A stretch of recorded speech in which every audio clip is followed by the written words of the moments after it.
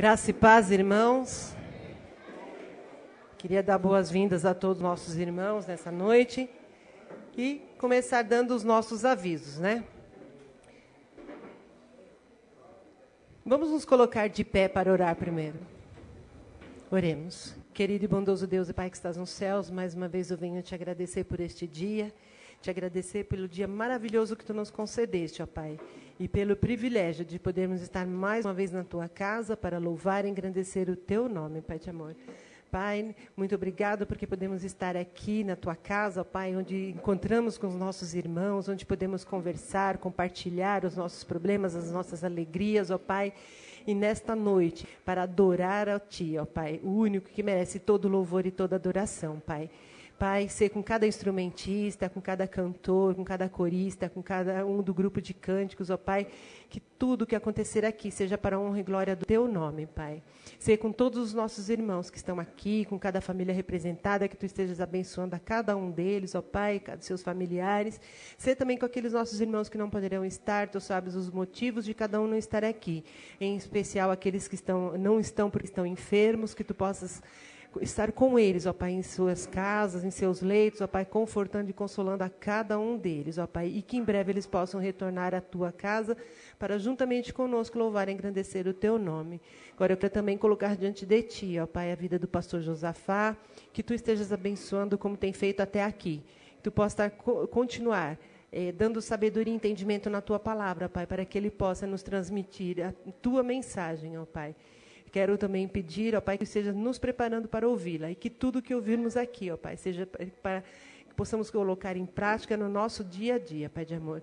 Ser conosco em tudo que vai acontecer. Mais uma vez eu te peço, em nome de Jesus. E também prepara-nos para participar da ceia do Senhor, ó Pai, onde estaremos lembrando do dia em que Teu Filho foi morto numa cruz pelos nossos pecados, Pai.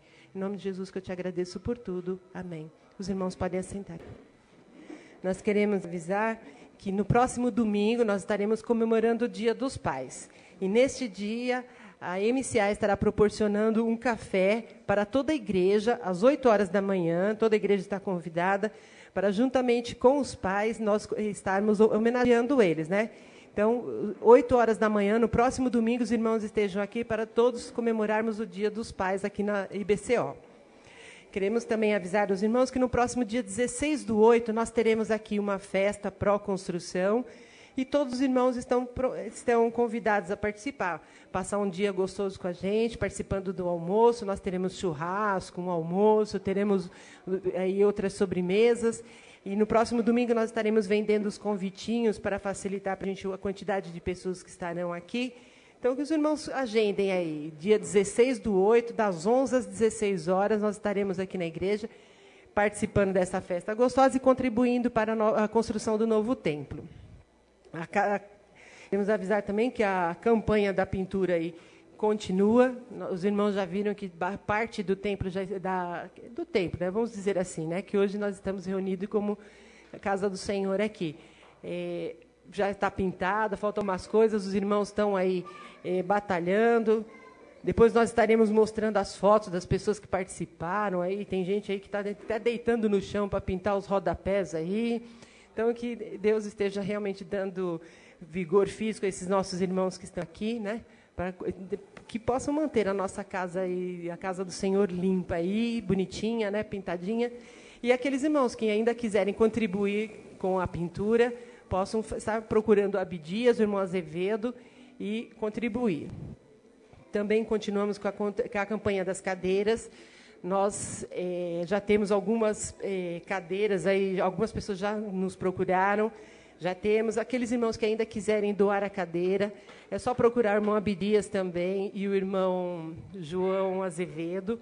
Os irmãos podem, como ele disse de manhã aí, ele está fazendo qualquer negócio aí, né?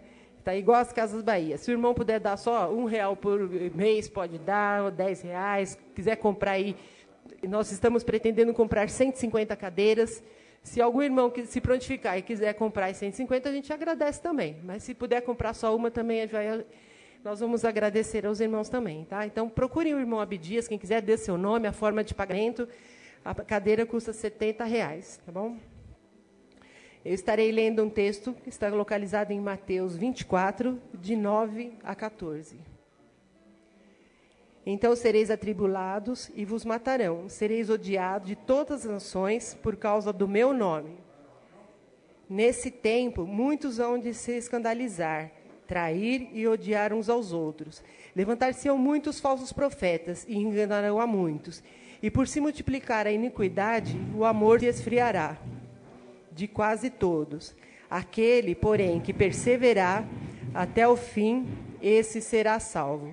E será pregado esse evangelho do reino por todo o mundo, para testemunho a todas as nações. Então virá o fim. Amém? Eu gostaria de chamar o irmão Paulo Moreira até aqui à frente para orar.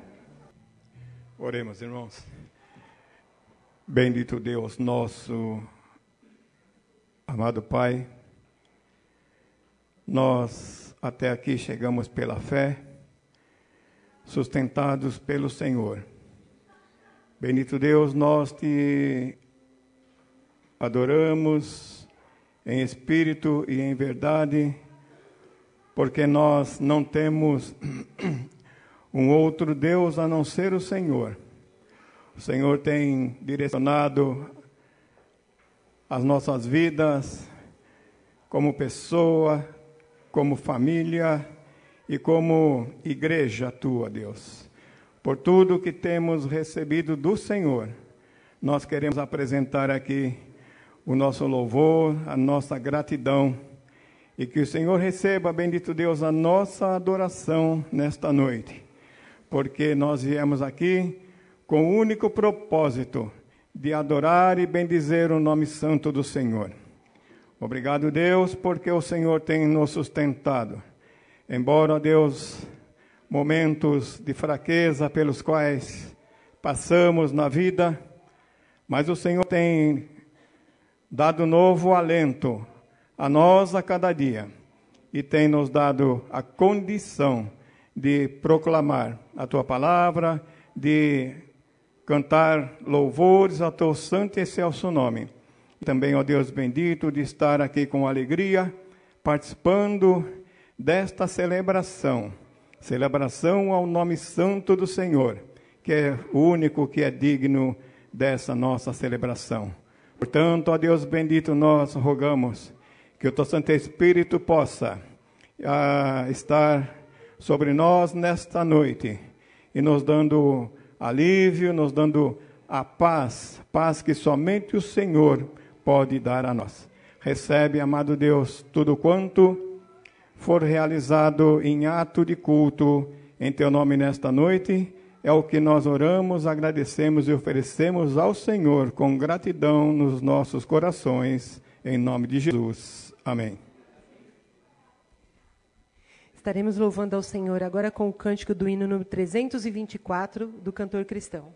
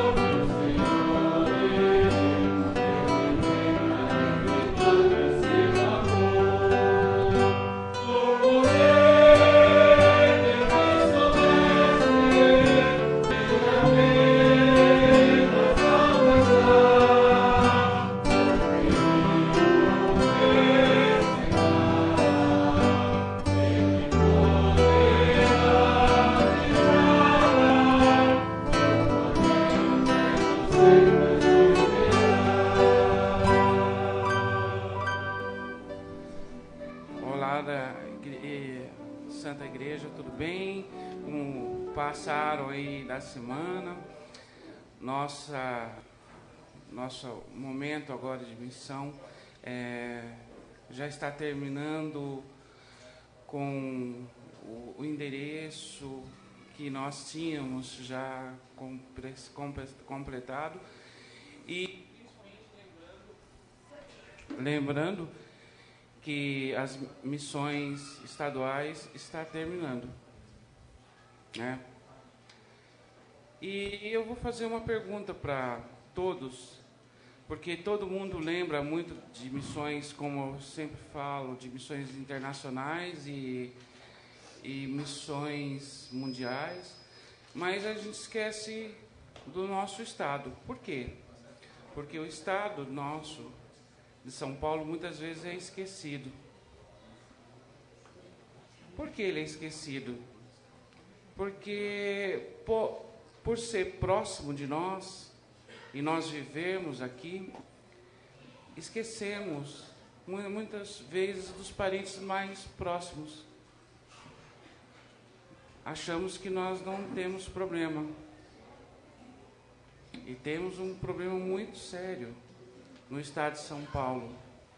É a mistura de todas, né, etnias que nós temos, de religiões que prometem outras coisas que não é o verdadeiro reino dos céus.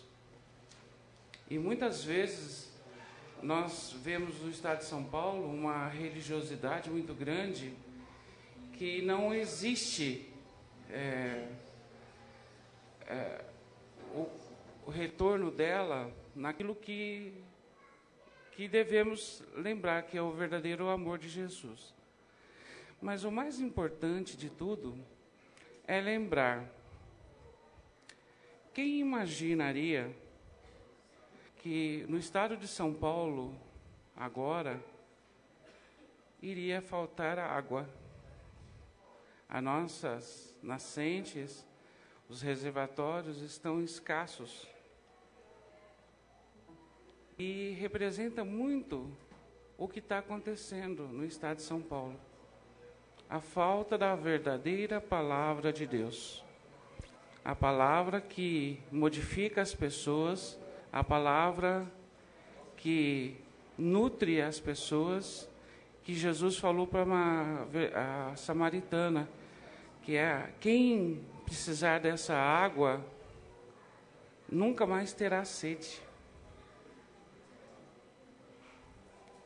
E nós estamos vendo que o estado de São Paulo está necessitando, porque a religião não supre a necessidade que realmente a população precisa, mas só a água viva de Jesus e esse ressurreto é que pode realmente transformar. E nós temos que lembrar que é importante nosso trabalho de falar desse Jesus. Missões tem que estar na alma, no âmago de cada pessoa, para falar sobre o Mestre. Isso é muito importante. Vocês têm essa água dentro de vocês, que podem modificar nossa história no nosso estado. Nós já estamos falando de tantas necessidades no estado de São Paulo, de segurança. Quem se sente protegido esse lugar? Quantas pessoas mudaram para o interior e agora voltam ou estão arrependidas porque encontram a violência cara a cara em cada bairro, cada município mais esquecido de São Paulo. Eu mesmo estava num município de Nova Odessa, nunca tinha visto um assalto a supermercado e 2 assaltantes com armas entraram nesse supermercado. Por que eu estou falando isso em missões? Porque não adianta o ser humano querer outra coisa que se não for a segurança de Jesus. Se nós não estivermos seguros com o Mestre, nada teremos. Então é importante nós aprendermos que a verdadeira lição que podemos ter é justamente essa: segurança com Jesus também. E essa fonte de água viva pode emanar de você, pode emanar da sua boca, pode emanar como um ato de você mandar um missionário para esse estado aqui, que várias etnias vieram, supriram suas necessidades, italianos, japoneses, pessoas do Nordeste, e essas pessoas todas, nós estamos falando quase de um país. Quando você contribui para missões no estado de São Paulo, é quase contribuir para missões mundiais, porque nós temos tudo isso aqui, e tudo isso você pode rever. Vamos só recordar, né, a nossa divisa, né, através do vídeo, da musicalidade, para lembrarmos disso, né, que nós temos muito a oferecer no estado de São Paulo, mas tem muita coisa também que está faltando aqui, e principalmente está faltando o amor de Cristo.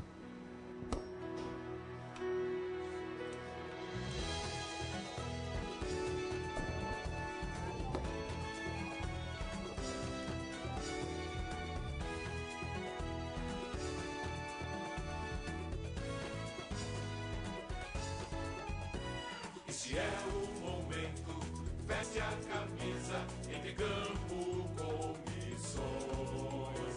Tantas vidas em jogo que perdem a partida, morrem sem a salvação.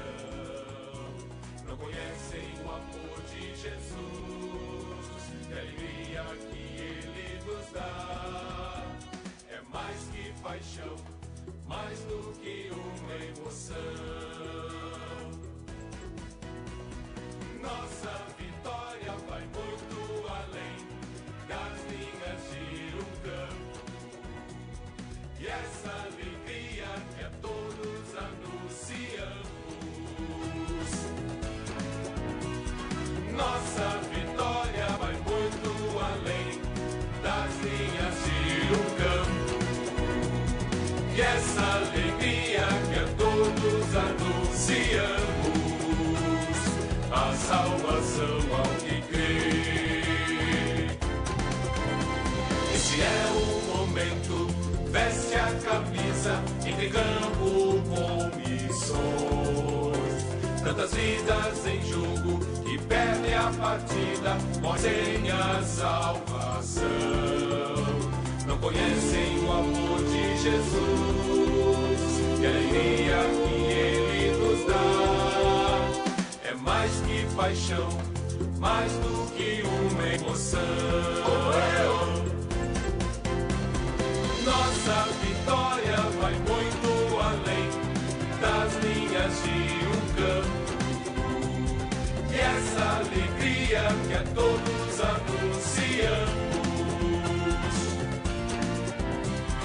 Nossa vitória vai muito além das linhas de um campo, e essa alegria que todos anunciamos. A salvação ao que crê. Nossa vitória vai muito além das linhas de um campo, e essa alegria que a todos anunciamos. Nossa vitória vai muito além das linhas de campo, e essa alegria que a todos anunciamos. A salvação ao que crê. A salvação ao que crê. A salvação ao que crê. A salvação ao que crê.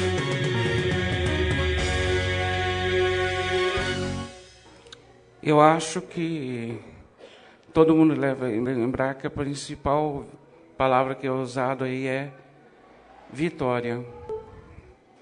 E nós temos que ter vitória em Cristo na salvação das pessoas. Que cada um contribua com sua vida e cada um contribua em missões para o nosso estado de São Paulo, que é quase um país. Que Deus abençoe para todos. Nós agora teremos o nosso momento de intercessão. Aqueles irmãos que tiverem um pedido, um agradecimento a fazer e quiserem se deslocar até aqui à frente, possam fazer nesse momento.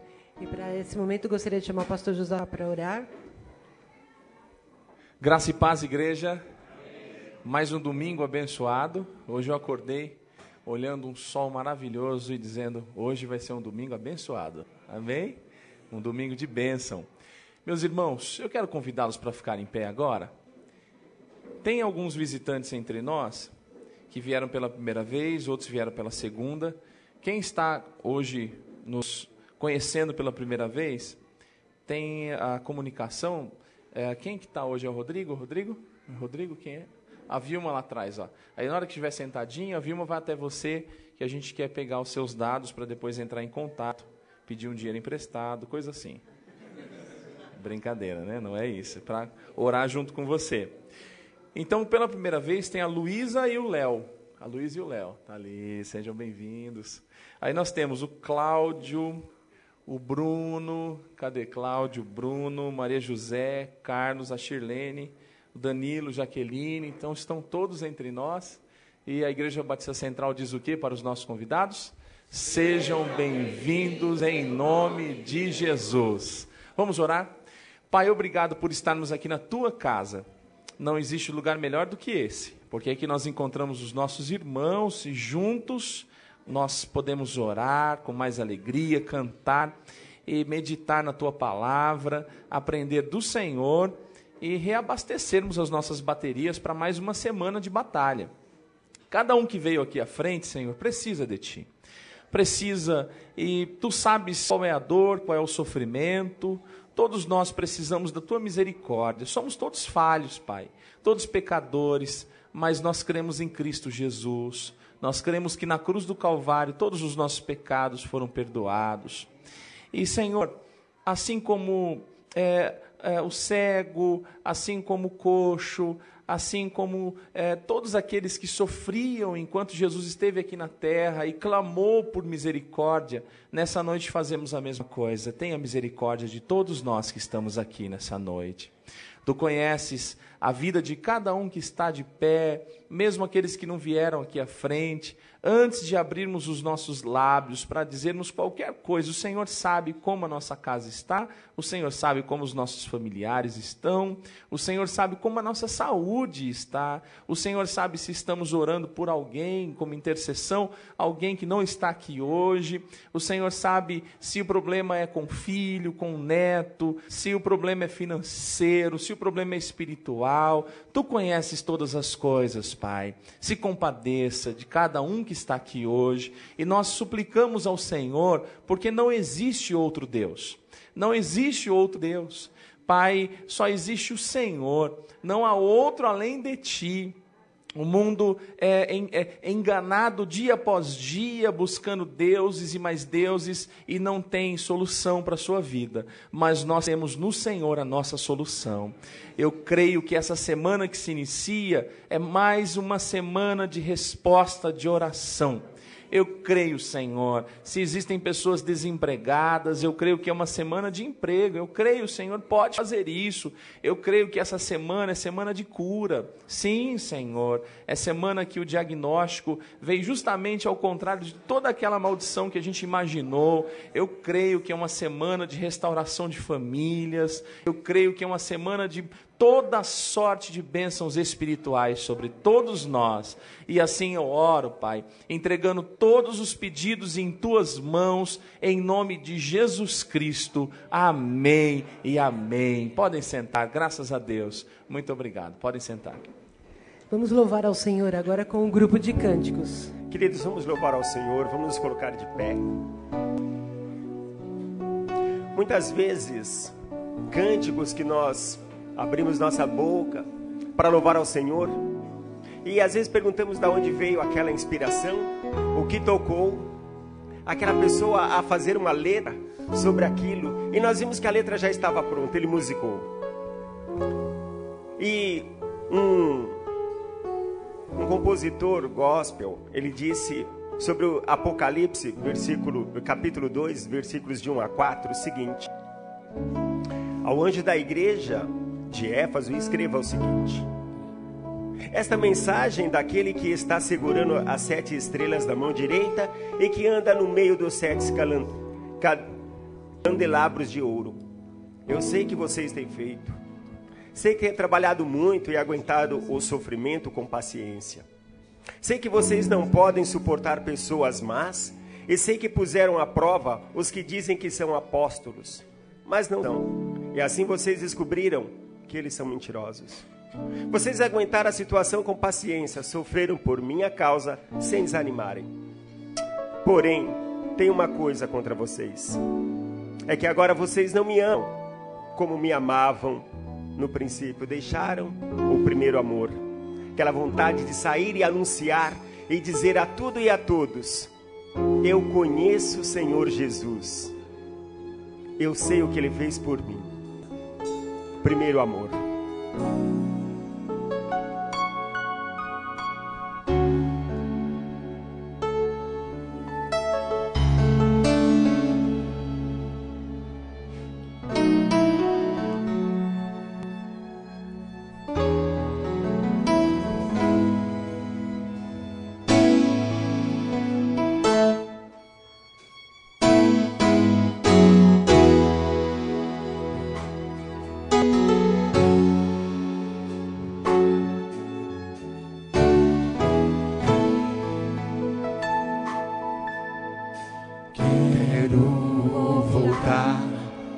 Ao início de tudo, encontrar-me contigo, Senhor. Quero rever meus conceitos e valores. Eu quero reconstruir.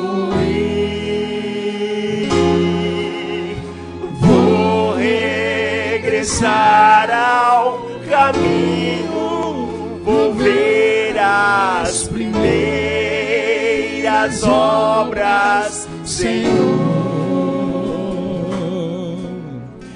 Eu me arrependo, Senhor. Me arrependo, Senhor. Me arrependo, Senhor. Quero voltar ao primeiro amor, ao primeiro amor. Eu quero voltar a Deus.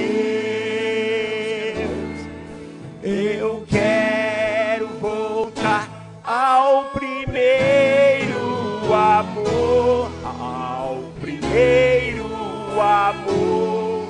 Eu quero voltar a Deus do início. Quero voltar ao início de tudo, encontrar-me contigo, Senhor. Quero rever meus conceitos e valores. Eu quero reconstruir. Vou regressar ao caminho. Vou ver as primeiras obras, Senhor. Eu me arrependo. Eu me arrependo, Senhor. Me arrependo, Senhor. Me arrependo, Senhor. Eu quero voltar ao primeiro amor, ao primeiro amor. Eu quero voltar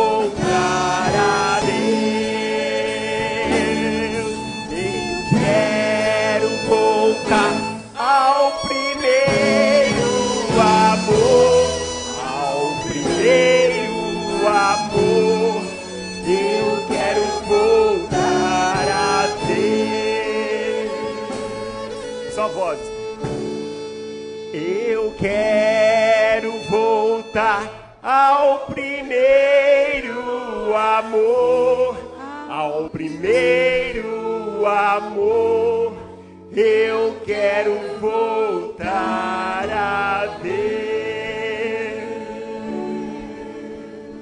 Amém. Amém.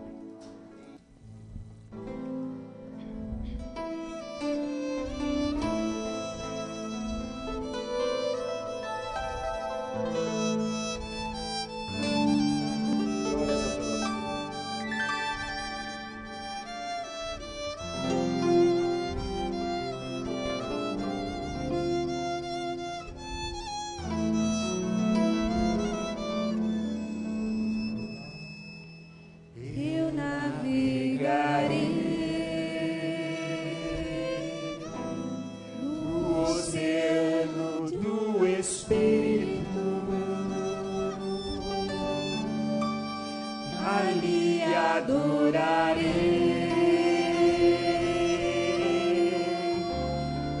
ao Deus do meu amor. De novo. Eu navegarei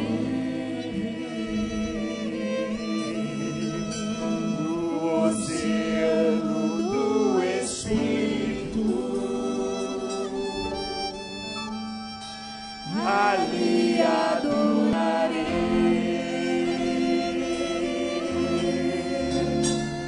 ao Deus do meu amor. Espírito, Espírito, Espírito, que desce como fogo, vem como em Pentecoste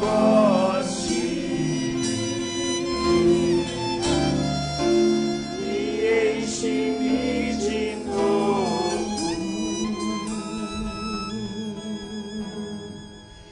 Espírito, Espírito, que desce como fogo, vem como em Pentecoste e enche-me de novo.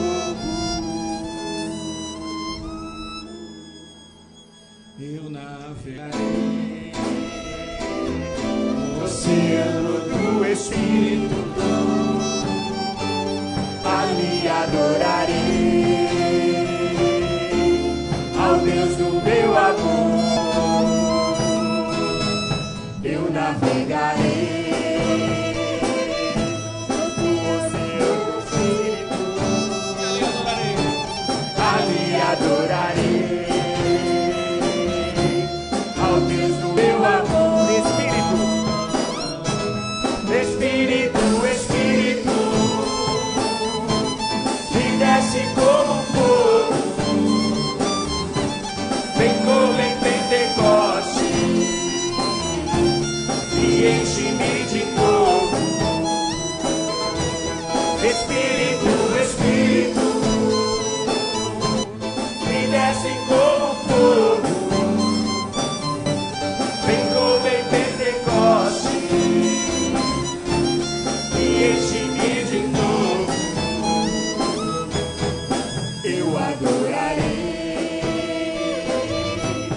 ao Deus da minha vida, que me compreendeu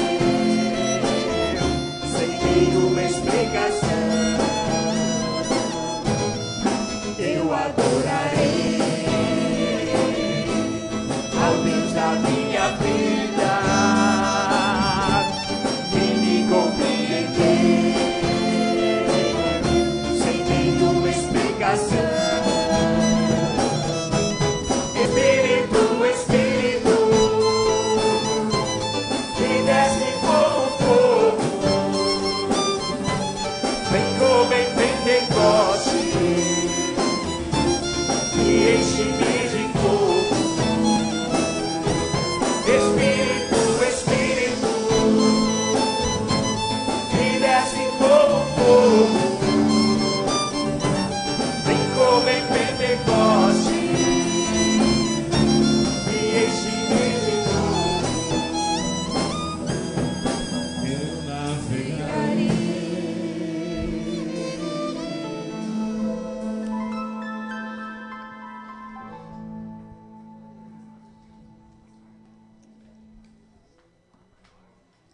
louvor ao Senhor. Salmos 100, versículo 1 e 2.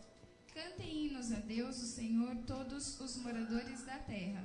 Adorem ao Senhor Deus com alegria e venham cantando até a sua presença. Aqueles que trouxeram seus dízimos e ofertas poderão fazê-lo neste momento.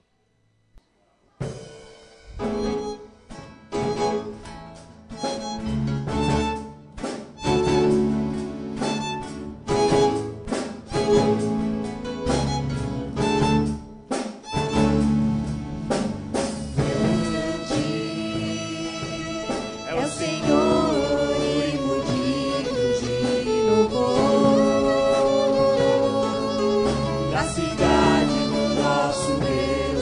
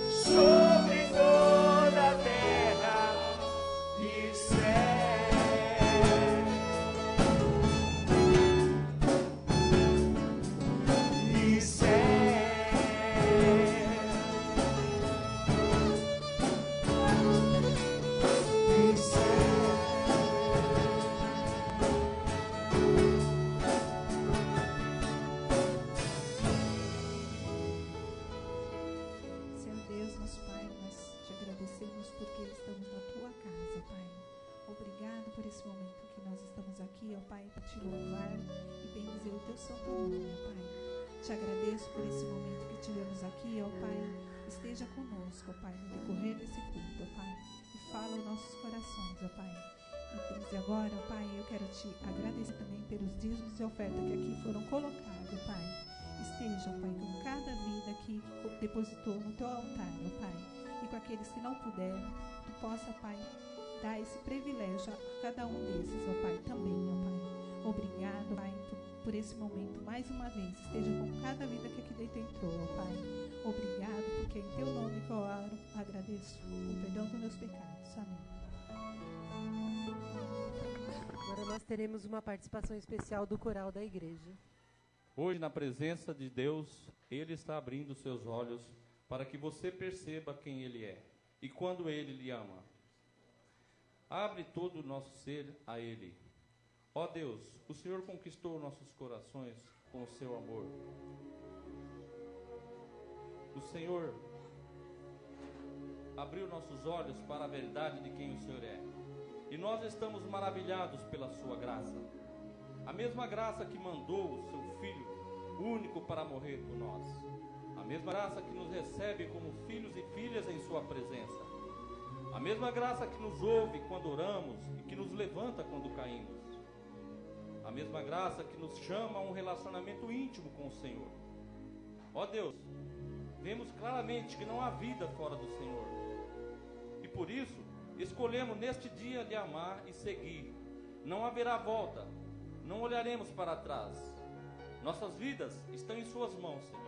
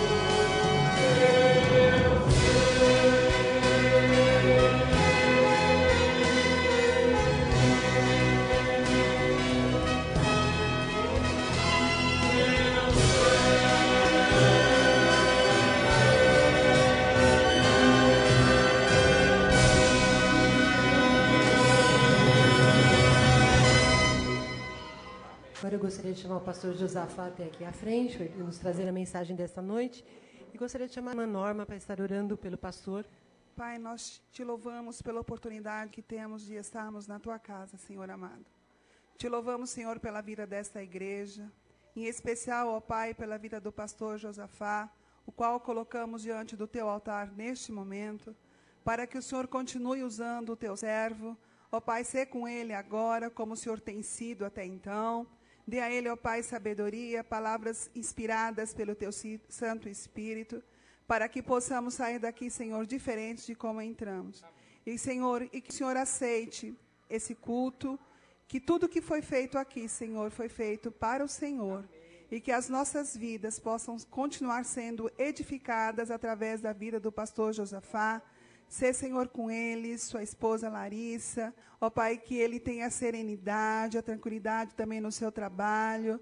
Senhor, continue dando paz, alegria ao teu servo, para ele continuar conduzindo esta igreja segundo o teu querer. Somos gratos, Senhor, pela vida dele e colocamos mais uma vez diante do Senhor. Aceita, Senhor, a nossa gratidão, em nome de Jesus. Amém. Irmãos, eu escolhi um tema, hoje é a ceia do Senhor, e o tema do nosso sermão de hoje é a grande tribulação em Apocalipse. Nós vamos nos debruçar um pouquinho em Apocalipse. Teve um dia que eu falei sobre Satanás, né? Não é para dar medo, grande tribulação não é para ninguém ficar com medo, para a gente analisar em Apocalipse o que podemos aprender a respeito da grande tribulação. Aos irmãos convidados que estão pela primeira vez, nós cristãos encontramos na Bíblia, tanto em Daniel como em Jeremias, em Mateus, Tessalonicenses, Apocalipse, um período em que haverá desgraças, catástrofes, né? E a Bíblia relata isso. Existe uma interpretação histórica a respeito do texto, relacionando a igreja de Jesus à perseguição de Roma. No entanto, os versículos de Apocalipse ultrapassam a história de Roma, porque existem fatos narrados ali que ainda não aconteceram. E eu quero me debruçar com vocês a respeito desse tema nessa noite, e quero situar vocês no seguinte aspecto.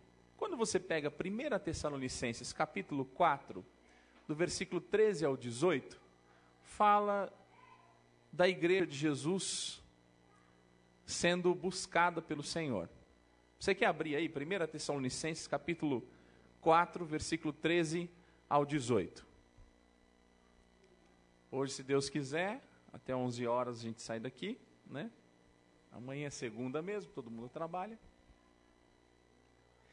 A palavra de Deus diz em 1 Tessalonicenses, capítulo 4, do 13 ao 18, vamos lembrar esse fato, porque é ceia do Senhor, e como ceia do Senhor nós falamos do Cordeiro de Jesus. E olha que interessante, irmãos, não queremos que vocês sejam ignorantes quanto aos que dormem, para que não se entristeçam como os outros que não têm esperança. Versículo 14 de 1 Tessalonicenses. Se cremos que Jesus Cristo morreu e ressurgiu, cremos também que Deus trará, mediante Jesus e com ele, aqueles que nele dormiram. Dizemos a vocês, pela palavra do Senhor, que nós, os que estivermos vivos, os que ficarmos, até a segunda vinda do Senhor, certamente não precederemos os que dormem. Pois dada a ordem com a voz do arcanjo e o ressoar da trombeta de Deus, o próprio Senhor descerá dos céus, e os mortos em Cristo ressuscitarão primeiro, depois nós, os que estivermos vivos, seremos o quê? Arrebatados com eles nas nuvens, para o encontro com o Senhor nos ares. Presta bem atenção no versículo 17. Vou repetir. Depois, nós, os que estivermos vivos, seremos arrebatados com eles nas nuvens, para o encontro com o Senhor, que está nos ares.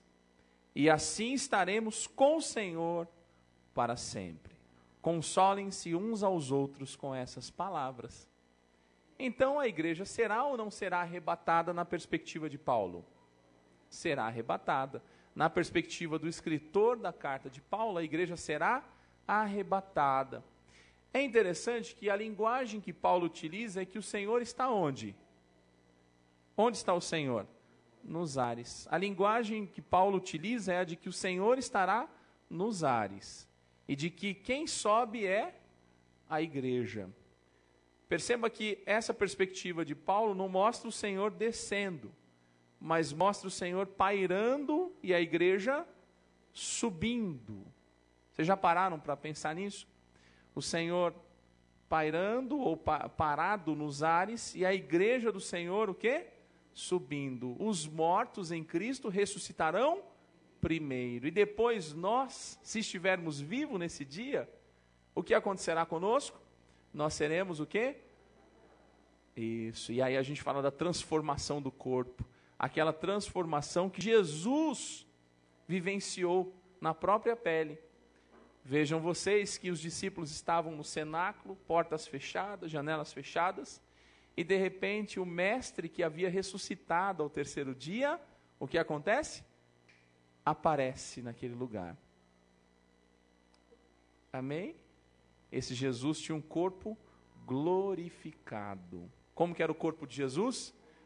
Como é esse corpo? Eu não sei explicar ao certo, mas eu sei que Jesus tinha um corpo, porque eles viam Jesus. E esse corpo de Jesus tinha os sinais do quê? Dos cravos, das chagas, não é isso? Jesus tinha um corpo glorificado. E Paulo fala que assim como aconteceu com Jesus, e aí Coríntios 15, também acontecerá conosco. Mistério. Isso é ser cristão. Eu creio e ponto. Eu creio e ponto. Ontem, de madrugada, a gente estava discutindo sobre Santíssima Trindade, né? E eu falei o seguinte, a Santíssima Trindade é o grande mistério do cristão. Eu creio, porque a Bíblia fala que o Pai é Deus, que Jesus é Deus e que o Espírito Santo é Deus. E a Bíblia fala que só há um Deus. Então não posso dizer que são três deuses, mas que tem três pessoas, tem. E essas três pessoas na Bíblia são consideradas Deus. Não deuses, Deus. Como é isso? Eu creio, é o que a Bíblia me diz. A bênção no final do culto é em nome do Pai, do Filho e do Espírito Santo. O batismo é em nome do Pai, do Filho e do Espírito Santo. Existem mistérios no texto sagrado que você pode se debruçar, você pode tentar explicar. Se você torcer, dá para fazer uma explicaçãozinha sua. Mas se você deixar o texto falar por si, você nota a sua limitação para interpretar o texto.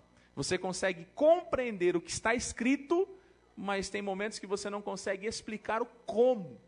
Posso dar um exemplo para vocês? Gênesis capítulo 1. Gênesis capítulo 1 diz que Deus criou os céus e a terra. Mas Gênesis capítulo 1 diz como Deus criou os céus e a terra.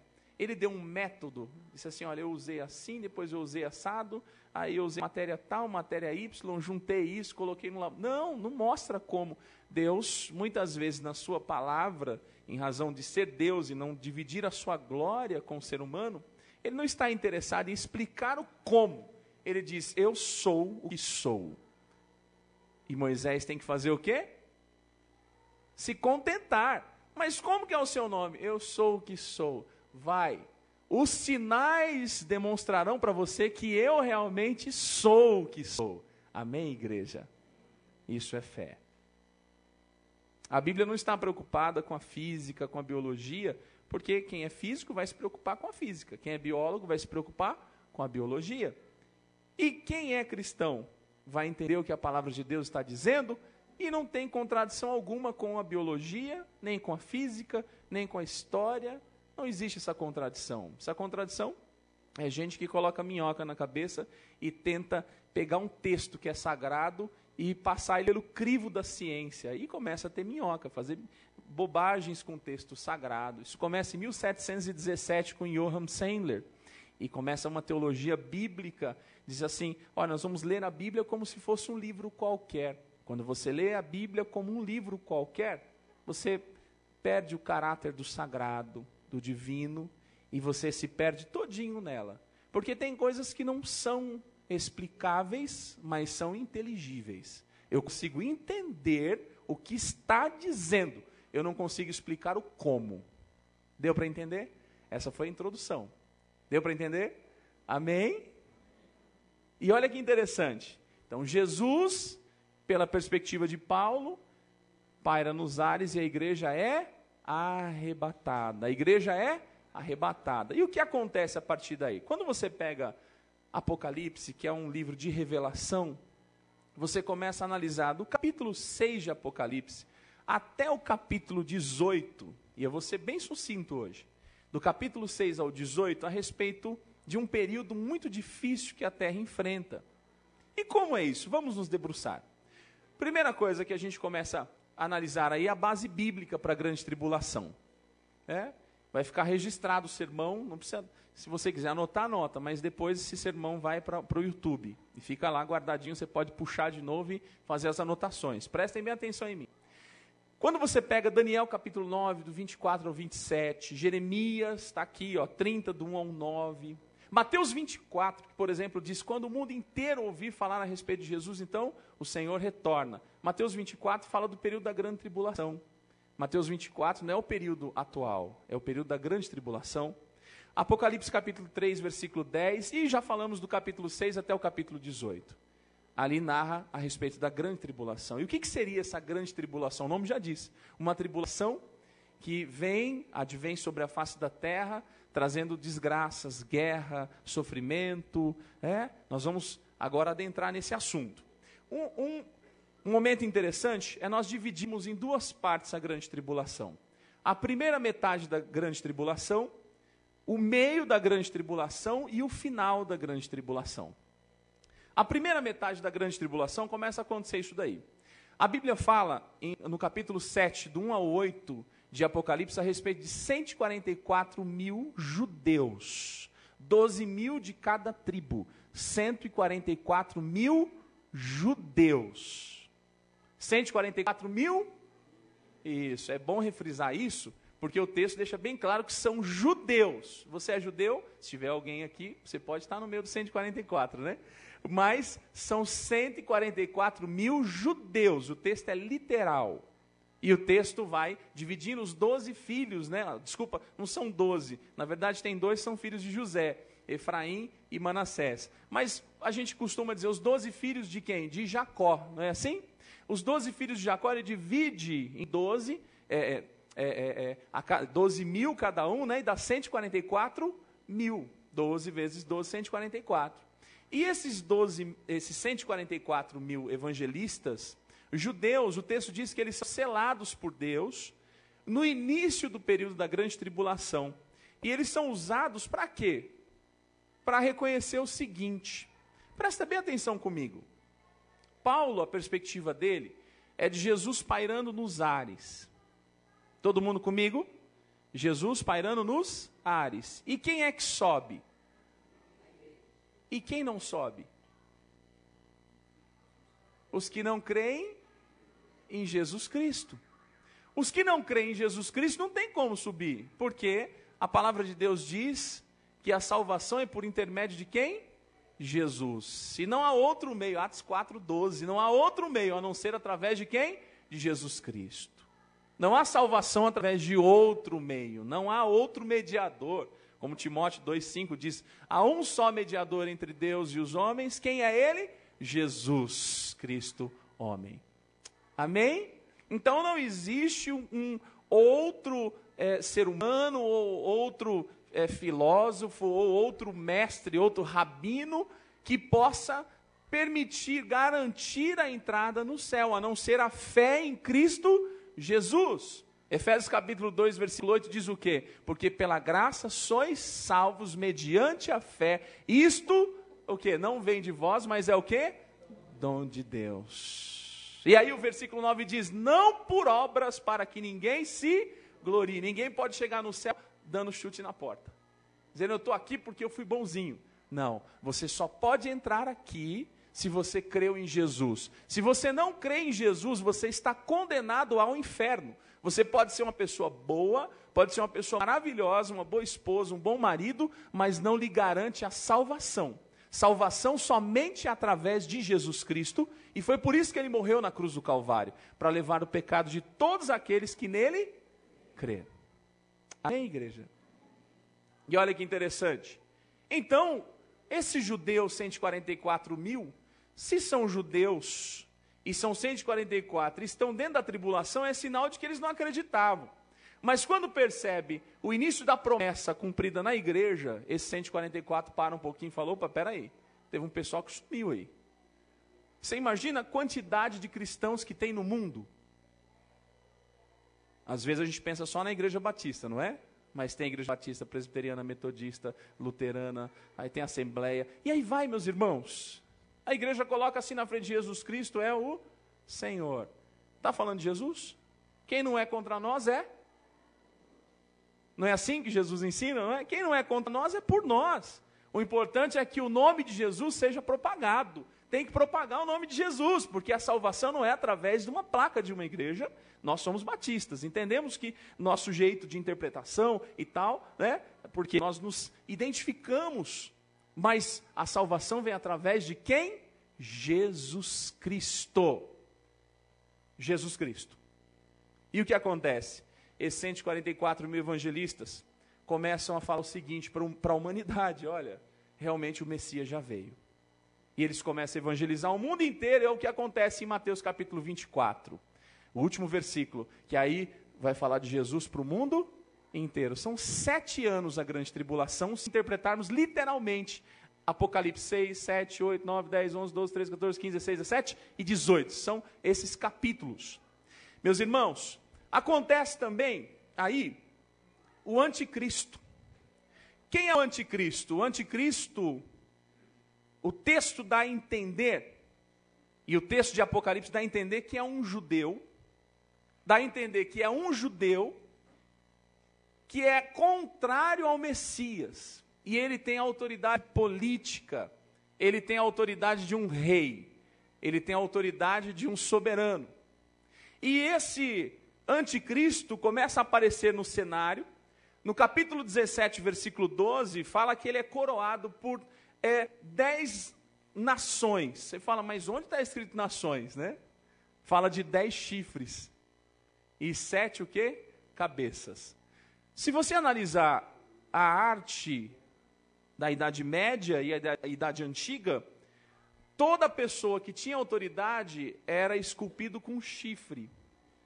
Porque o chifre é sinal de autoridade. O chifre, na Idade Antiga, é sinal de autoridade. Alexandre o Grande é esculpido com chifre. Moisés é esculpido com chifre. Os grandes escultores colocam chifres nas suas esculturas como símbolo de autoridade. Hoje, o chifre a gente pensa em quem? No diabo, não é assim? No diabo. Mas aqui não há problema algum, porque chifre é sinal de luta. Os animais têm chifre, disputam um território, e vai às cabeçadas, né? E por que 7 cabeças? 7 é o número da perfeição, e cabeça é o símbolo, kefale, é o símbolo da inteligência. São 10 nações que têm a inteligência, são 10 reinos, são 10 nações, são 10 etnias que passam a se juntar a esse judeu. E o que acontece? Esse anticristo, ele faz uma aliança com o seu povo, prometendo paz e proteção. Fiquem tranquilos, não haverá mais guerra. O que mais acontece entre os judeus é o quê? Guerra, disputa por território. E ele começa a garantir isso. E aí nós estamos iniciando a primeira metade da grande tribulação. Daniel capítulo 9, versículo 27 diz que ele fará firme aliança com muitos por uma semana. Na metade da semana fará cessar o sacrifício e a oferta de manjares. Sobre a asa das abominações virá o assolador, até que a destruição que está determinada se derrame sobre ele. Falsamente, né, consegue corromper o seu povo, o judeu, mas depois ele profana o lugar do templo. Depois ele profana o lugar em que está o templo de Salomão. E onde está o templo de Salomão? Está em?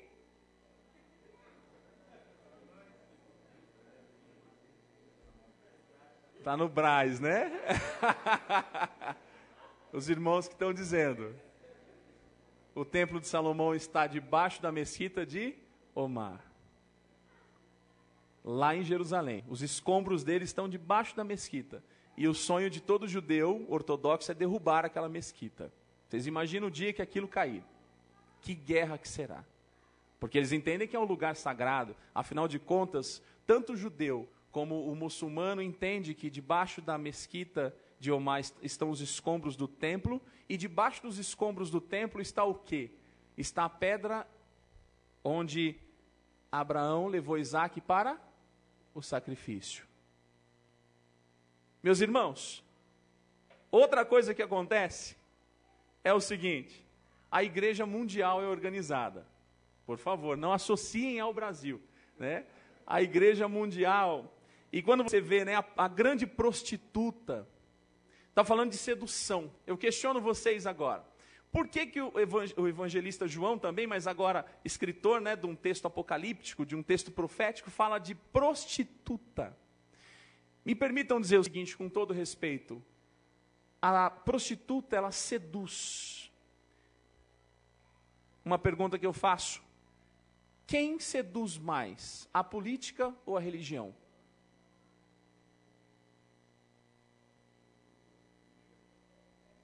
Quem seduz mais? Quem tem a capacidade de dominar as mentes? A política ou a religião? A religião. Pela religião, as pessoas matam e morrem. Guerra Santa. Pela religião, uma pessoa coloca bombas ao redor do seu corpo e entra dentro de uma estação com milhares de pessoas e faz o quê? Aperta, não sei como chama, e explode tudo, não é assim? Por que faz isso? Por causa da religião. A grande prostituta, na verdade, aqui é um símbolo de uma religião que dominará o mundo inteiro. Todos vão acreditar nessa única religião. A gente chama de igreja mundial, no sentido de que vai ter, e até mais fácil de assimilar, uma religião que toda a humanidade vai aderir. Porque é uma religião que fala de paz e de proteção. Quem não quer paz e proteção? Quem aqui não quer paz e proteção? Todos querem paz e proteção. Os judeus querem paz e proteção, os palestinos também querem paz e proteção.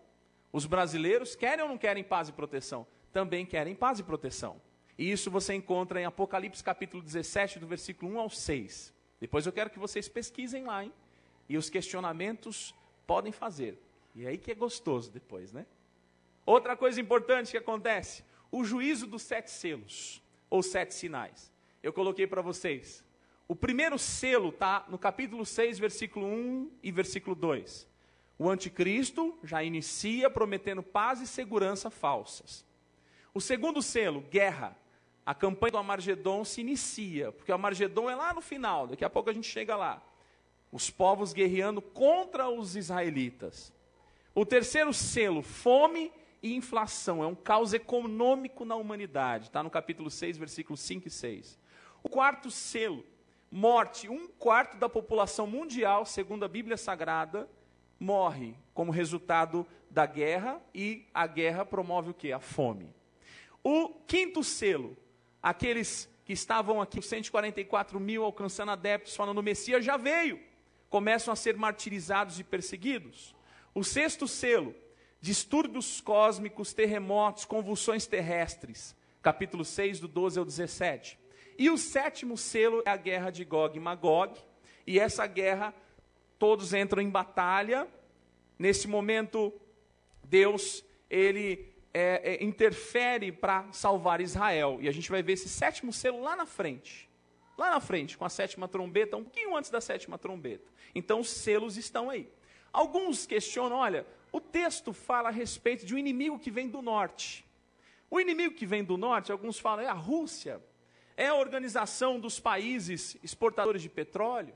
Quem é? É alguém que queira destruir Israel. São países que se juntam para acabar com Israel. Se você já leu Romanos capítulo 9, 10 e 11, se você já leu, você está entendendo o que eu estou dizendo. Deus ainda não concretizou com o povo de Israel o que ele tinha falado lá atrás. E ainda haverá uma prestação de contas de Israel para com Deus. Leia depois Romanos capítulo 9, capítulo 10 e capítulo 11. Romanos, depois você lê em casa com calma. Você vai ter a nítida impressão e lendo ali o texto literal, você vai perceber que Deus ainda trata com quem? Com Israel. Deus não tratou ainda, Deus deixou eles quietinhos. Vocês estão aqui, suspensos. Eu vou agora usar a igreja. Gênesis capítulo 12 fala o que para eles? Em ti serão benditas todas as famílias da terra. Eles cumpriram a missão deles, porque a missão era evangelística. Os israelitas não cumpriram a missão. Somente Jesus veio e diz o quê? Eu vim para... Para quem Jesus veio? Eu vim para os meus, mas os meus não me receberam. Opa! Então tem alguma coisa aí. Ainda existem os meus. E estes que são de Deus, aqueles que têm a aliança de Jacó, a aliança de Davi, aqueles que têm pacto com Deus, por mais que não creiam no Messias, mas eles aguardam a promessa desse Messias, não aceitam o Cristo, por isso perecem, e os que morrem atualmente sem Cristo vão sim ser condenados, mas haverá a possibilidade em que Deus vai prestar contas com eles, porque o templo precisa ser reerguido. A palavra de Deus é clara na reconstrução do templo de Salomão, é literal e não é no Brás.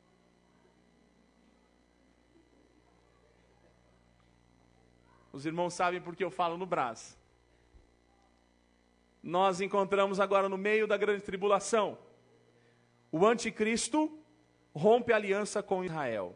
Digamos 3 anos e meio, se os anos são literais. 3 anos e meio depois, o anticristo rompe a aliança com Israel.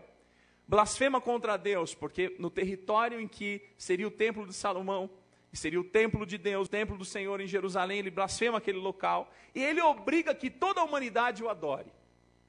Ele obriga que toda a humanidade, você pode ler isso no capítulo 13, do versículo 1 ao 10, e diz assim: vi emergir do mar uma besta, que tinha 10 chifres e 7 cabeças, e sobre os chifres 10 diademas. Diadema são pedras da realeza, e sobre as cabeças, que significa inteligência, nomes de blasfêmia. A besta que vi era leopardo, com pés de urso e com boca de leão. Quando você pega Daniel, esses animais aqui, olha, leão, leopardo, urso, eram símbolos do império medo-persa, babilônico, medo-persa e grego. Então o que está dizendo é o seguinte: o que significa emergir dos mares? Os mares são os gentios. Essa besta que emerge aqui, essa besta não é o anticristo, mas é um outro, diz que tem um chifre menor, depois vocês podem ler em Apocalipse. Ele se junta, então começa agora o surgimento desse novo líder. E esse novo líder vai se juntar com quem? Com o anticristo. Ele emerge do mar porque ele não é judeu. O judeu não emerge do mar, o judeu vem da terra. Depois você vai pegar o texto de Apocalipse e dizer, essa daqui, a outra besta vem da terra, que é o anticristo. Mas a besta que emerge do mar é uma besta que não é judia, não tem sangue israelita. E os 10 chifres significam que ela estará com as 10 nações. Cabeça, 7 é número de perfeição, cabeça é autoridade, é inteligência, diadema é símbolo de realeza, e vai blasfemar. E leopardo, urso e leão, como era o símbolo da Babilônia, era o símbolo dos medo-persas, e o símbolo da Grécia significa a autoridade de um rei. Por isso o leopardo, o urso, por isso o leão. É o símbolo da realeza, do poder, da autoridade. Todos se prostram diante dele. E aí diz aqui, quem é semelhante à besta? Quem pode pelejar contra ela? Porque tem autoridade. Foi-lhe dada uma boca que proferia arrogâncias e blasfêmias, e autoridade para agir 42 meses, são 3 anos e meio. E abriu a boca em blasfêmias contra Deus para lhe difamar o nome, difamar o tabernáculo, a saber, os que habitam no céu. Foi-lhe dado também que pelejasse contra os santos e os vencesse. Deu-se-lhe ainda autoridade sobre cada tribo, povo, língua, nação. E adorá-la-ão todos os que habitam sobre a terra, aqueles cujos nomes não foram escritos no livro da vida do Cordeiro, que foi morto desde a fundação do mundo. Se alguém tem ouvidos, ouça. Se alguém leva para cativeiro, para cativeiro vai. Se alguém matar a espada, necessário é que seja morto a espada. Aqui está a perseverança e a fidelidade dos santos. Porque nesse momento o que está acontecendo? Nós temos alguém que domina o mundo e persegue. Persegue. Persegue quem? Quem está ainda falando desse Cristo. Mais uma coisa que acontece. Satanás é expulso do céu. Alguns domingos atrás eu falei a respeito de que Satanás ainda tem acesso a quem? Ao céu. Lembra que eu falei? Falei ou não? Quem estava aqui? Quem lembra disso? Todo mundo ficou pensando, Satanás não foi expulso ainda, ele tem acesso ao céu. Falei de Jó, mostrei para os irmãos, né, que a nossa luta não é contra carne ou sangue, mas contra principados, potestades, que estão onde? Nas regiões celestiais. Mas nesse momento, lá no capítulo 12, do versículo 7 ao 12, Satanás é expulso do céu, e ele é liberado para direcionar e capacitar o anticristo e o seu falso profeta. Você pode ler isso no capítulo 12, versículo 7 ao 12, que diz, houve pelejo, houve guerra no céu, Miguel e os seus anjos pelejaram contra o dragão, que é Satanás. Também pelejaram o dragão e seus anjos, que são os demônios que aderiram ao exército de Satanás. E foi expulso o grande dragão, a antiga serpente, aquela serpente que enganou Eva, que se chama Diabo e Satanás, o sedutor de todo mundo. Sim, foi atirado para a terra, e com ele os seus anjos. Então ouvi grande voz do céu proclamando no céu: agora veio a salvação, o poder, o reino do nosso Deus e a autoridade do seu Cristo. Pois foi expulso o acusador de nossos irmãos, o mesmo que os acusa de dia e de noite diante do nosso Deus. Ele, pois, o venceram por causa do sangue do Cordeiro e por causa da palavra. Jesus morreu há quantos anos atrás? Há cerca de 2000 anos atrás. Então se está falando do sangue do Cordeiro porque esse fato não acontece antes do Cristo, mas depois da morte do Cristo. A expulsão de Satanás depois da morte de Cristo, não antes da morte de Cristo. Está claro o texto aqui. E diz aqui assim, eles, pois, venceram por causa do sangue do Cordeiro e por causa da palavra do testemunho que deram, e mesmo em face da morte, não amaram a própria vida. Por isso, festejai, ó céus, os anjos dizendo, e vós, os que nele habitais, ai da terra e do mar, porque o diabo desceu até vós, cheio de grande cólera, sabendo que pouco tempo lhe resta. Quem já leu esse texto na Bíblia? Quem já leu? Tem alguém com medo? Não fique com medo, você está em Cristo Jesus, amém? Agora, estamos encerrando. Segunda metade da grande tribulação. Primeira coisa, perseguição a Israel. Intensifica, capítulo 12, do 13 ao 17. E aí o dragão atirado para a terra, começa a perseguir a mulher que dera à luz o filho varão. Quem é a mulher que deu à luz o filho varão? Jesus veio de quem? Mas o símbolo, Jesus veio de quem? Maria era o quê? Judia. Jesus veio dos judeus. A perseguição é contra aquele povo que fez nascer a criança. Quem é o povo que faz nascer a criança? Os judeus, os israelitas.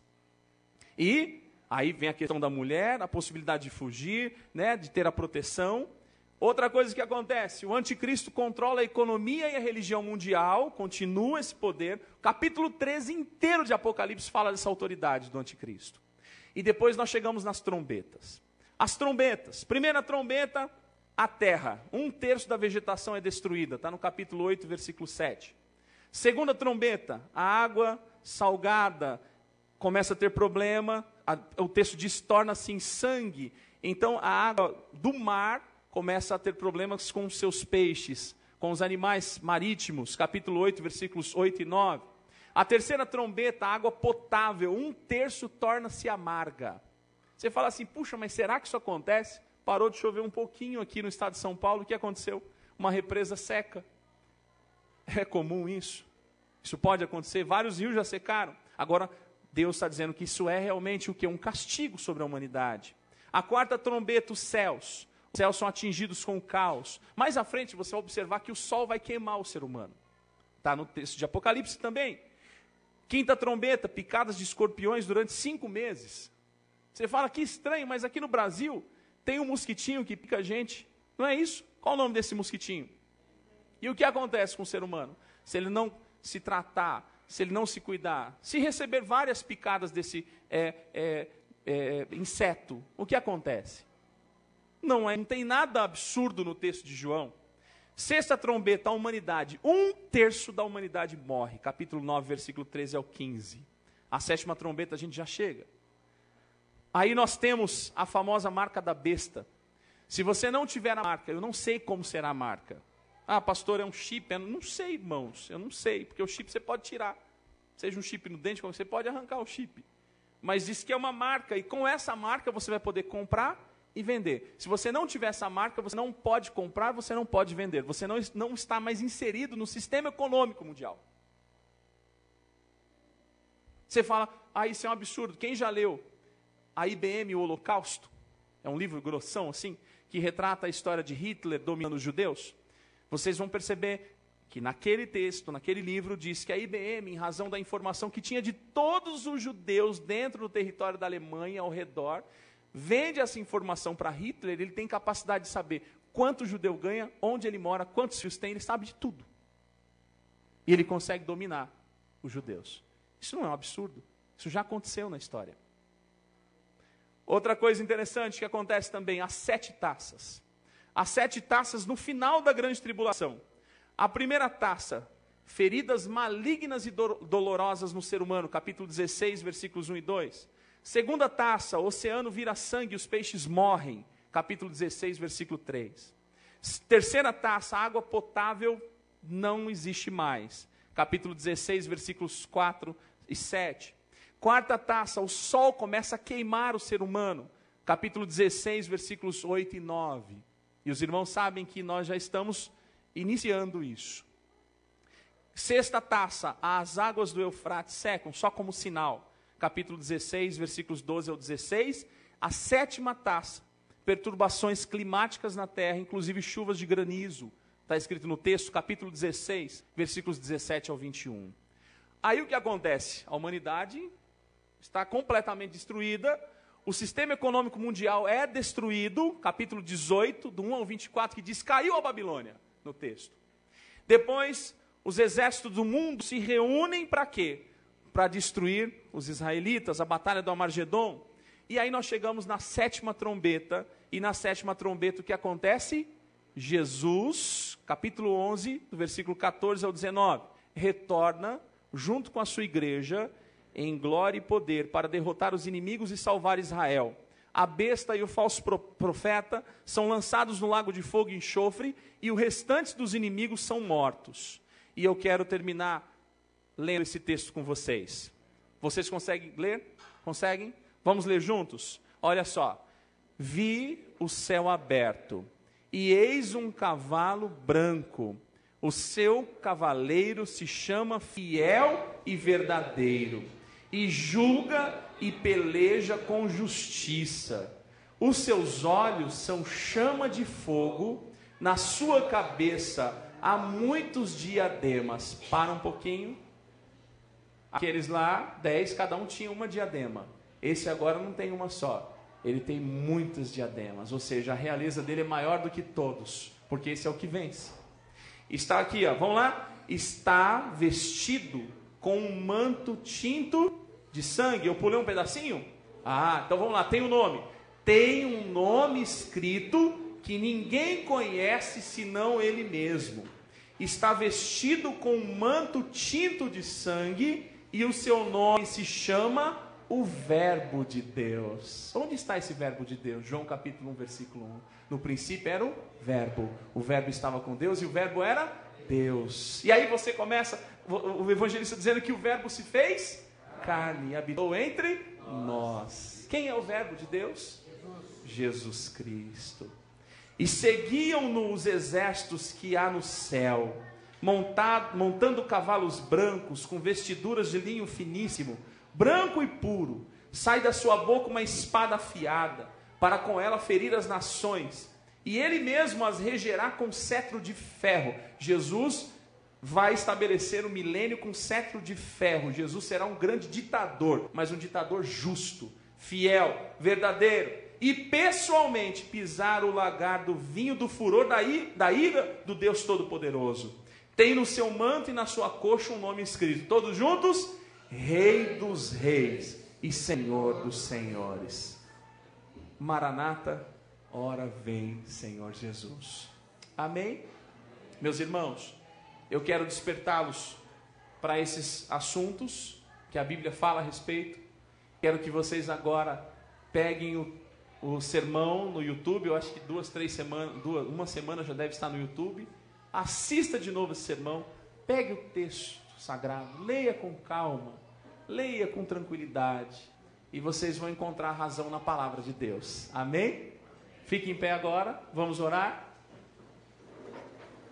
Eu quero chamar os diáconos já aqui à frente. Eu fui bem, olha, consegui um horário bom, graças a Deus. Um tema difícil dentro de um horário bom. Os diáconos que vão me ajudar, venham aqui à frente. Senhor, obrigado pela tua palavra. Obrigado a Deus porque nós não somos mais meninos espirituais. Obrigado porque os nossos convidados hoje puderam entender um pouquinho mais da tua palavra. Não é fácil, não é simples, mas é sagrada. E nós, ó Deus, não temos todas as respostas, porque a glória é tua. O Senhor é Deus, nós não. Nós não sabemos sequer o dia que acontece todos os fatos, porque Jesus já ensinou aos seus discípulos que ninguém sabe a hora, ninguém sabe o dia. Jesus virá como um ladrão. É no abrir e fechar de olhos. Obrigado, Senhor, porque nós cremos no teu Filho Jesus Cristo, Pai. Obrigado, e é nessa fé que nós estamos firmados. Estamos firmados no Senhor. E esse domingo, domingo de ceia, eu tenho certeza que nós crescemos um pouco mais na tua palavra. Ó Deus Todo-Poderoso, continue nos guiando, continue nos direcionando, continue nos auxiliando. Tira todo o medo do coração de qualquer pessoa que estiver aqui, Senhor, com medo.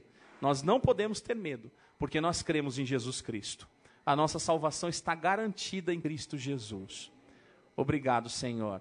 Nós vamos agora celebrar a tua ceia, juntos como igreja. Nós vamos agora participar do símbolo da carne e do sangue de Jesus Cristo, a nova aliança no sangue de Jesus. Prepara o nosso coração, perdoa os nossos pecados, Senhor, perdoa as nossas falhas, perdoa as nossas iniquidades, que o Senhor seja honrado no momento que nós pegarmos o pão, no momento em que nós pegarmos o cálice. Consagra a vida dos diáconos que vão entregar os elementos, consagra esse momento que é solene. Pai querido, tu conheces o coração de cada um, a sinceridade de cada um, tu és o Deus que sonda cada um de nós. Eu creio que o Senhor pode nos purificar e nos deixar mais alvos do que a neve. Eu creio que o Senhor nos purifica com esopo, limpa a nossa vida nessa noite. Em nome de Jesus, em nome de Jesus. Amém e amém. Podem sentar. Participam da ceia do Senhor aqueles que são batizados em nome do Pai, do Filho e do Espírito Santo nas águas, no tanque batismal, num local em que houve imersão, foi em nome do Pai, do Filho e do Espírito, e que, mesmo você não sendo da nossa igreja, mas de uma igreja evangélica, esteja em comunhão com a sua igreja. E os nossos irmãos da nossa igreja, que estão em comunhão com a nossa igreja, que são batizados em nome do Pai, do Filho e do Espírito Santo, podem participar da ceia do Senhor. Eu quero ler o texto, e sempre esse momento é similar, porque nós precisamos relembrar 1 Coríntios capítulo 11. A palavra de Deus diz assim, e hoje eu vou ler na NVI: recebi do Senhor o que também lhes entreguei, que o Senhor Jesus, na noite em que foi traído, tomou o pão e, tendo dado graças, partiu-o e disse: isto é o meu corpo que é dado por vós, ou dado em favor de vocês. Façam isto em memória de mim. Da mesma forma, depois de cear, ele tomou o cálice e disse: este cálice é a nova aliança no meu sangue. façam isso sempre que o beberem em memória de mim, porque sempre que comerem deste pão e beberem deste cálice, vocês anunciam a morte do Senhor até que Ele venha. Quem compreende a sua responsabilidade diante de Jesus? Uma responsabilidade de anunciar a morte. Quando nós participamos do pão e do cálice, é o símbolo, é a memória de Jesus Cristo. Que você possa preparar a sua mente, o seu coração, para recepcionar. O pão não vai ser transformado em carne, o cálice é um suco, não será transformado em sangue, mas o ato é solene, o ato é santo, porque a igreja de Jesus está aqui, amém? Você é a igreja de Jesus, você como igreja de Jesus é santificada pelo Espírito Santo. A memória de Jesus, o pão é pão, o suco é suco, mas a verdade que está imbuída, a verdade que está por trás desse simples ritual é a morte de Jesus Cristo. E foi através da morte de Jesus que você pôde ter vida e vida eterna. Amém? Amém? Eu vou agora passar o pão para os diáconos, eles vão levar até você. Espere uns pelos outros, enquanto isso o irmão estará entoando hinos ao Senhor. O hino será o 97, né? Hino 97.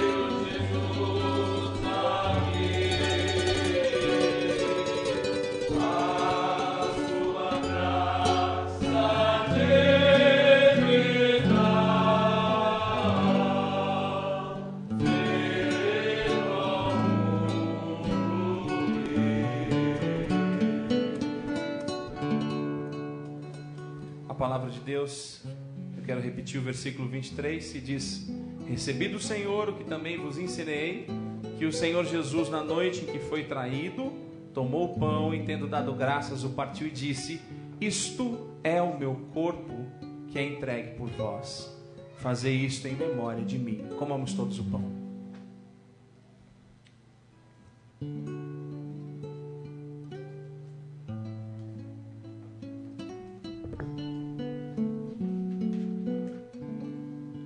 Obrigado, Senhor.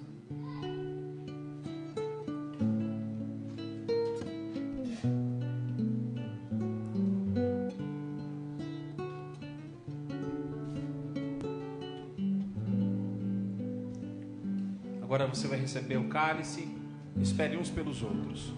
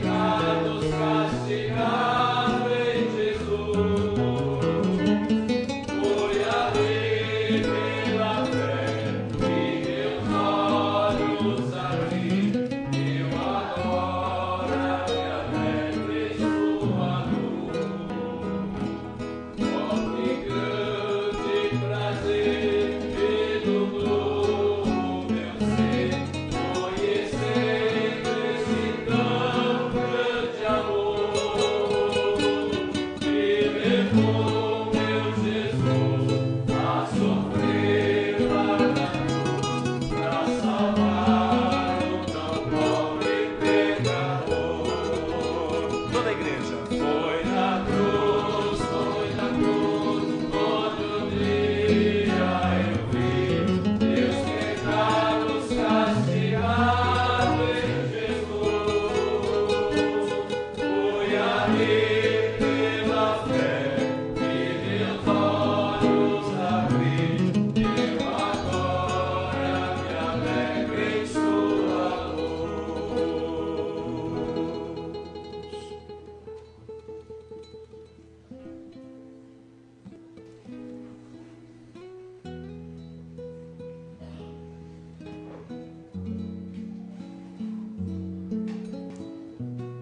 palavra de Deus diz: da mesma forma, ou da sorte, depois de cear, ele tomou o cálice, dizendo: este cálice é a nova aliança no meu sangue. Façam isso sempre que o beberem, em memória de mim. Eu gostaria de repetir um ato que nós temos realizado a cada mês.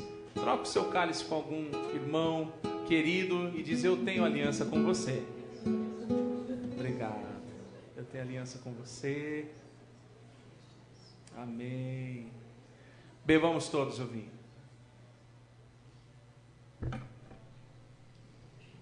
Foi na cruz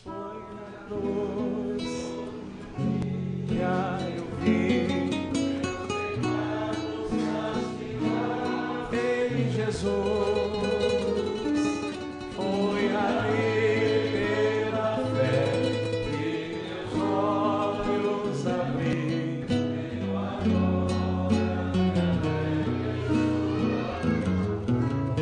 Da mesma forma, depois de cear, ele toma o cálice e diz o seguinte: porque sempre que comerem deste pão, beberem deste cálice, vocês devem anunciar a morte do Senhor até que Ele venha. Eu convido todos vocês para ficarem em pé agora. Vamos orar agradecendo por esse momento e encerrar esse refrão de novo. Amém? Vamos terminar esse culto cantando esse refrão. Pai, obrigado porque nós estivemos aqui na Tua casa, juntos como igreja, corpo de Cristo. Mais um mês nós estamos participando da ceia do Senhor. Obrigado a Deus, porque essa é a minha 12ª ceia na Igreja Batista Central de Osasco, a minha igreja. Obrigado, Senhor. Um ano de ceia junto com os irmãos aqui. São meus irmãos. Eu fui adotado por essa casa, eu e minha esposa. Obrigado por isso. Senhor, cada convidado que esteve com a gente, leve em paz para o seu lar. Cada irmão que recepcionou a Tua palavra de bom grado, que o Senhor continue ajudando a crescer. Se porventura alguém está no nosso meio ainda triste, preocupado, eu tenho certeza que depois desse momento que nós comemos, bebemos o símbolo do corpo, do sangue de Jesus Cristo, eu creio que o Senhor faz milagres na nossa vida, porque há poder no Teu sangue, há poder no nome de Jesus Cristo. Senhor Deus, essa semana é uma semana de paz, é uma semana de muito trabalho, mas abençoada pelo Senhor. Eu creio que nós teremos uma segunda, uma terça, quarta, quinta, sexta, sábado, debaixo da Tua presença. Terça-feira de manhã, as irmãs aqui, os irmãos orando por nós, orando pela Tua casa. Quarta-feira à noite, um culto abençoado aqui também. E domingo que vem pela manhã na escola bíblica, no culto da manhã, no culto à noite, dia dos pais, a semana que vem. Obrigado, Senhor. Obrigado porque o Senhor usou cada um nessa noite para que esse culto se realizasse. E que a graça do Senhor Jesus Cristo, o amor de Deus Pai e a comunhão do Espírito Santo permaneçam com todos nós, desde agora e para todos sempre. E toda a igreja diz amém. Tem cantina hoje. E eu não sei o que tem na cantina, não me avisaram, mas aproveita, passa ali para se confraternizar com seus irmãos. Quem está em casa, um abraço para vocês. Deus abençoe a igreja. Não saia daqui sem abraçar. E vamos cantar. Foi na cruz, onde um dia eu vi meus pecados castigados. Jesus foi ali. Pela fé, mais alto, mais alegre. Isso.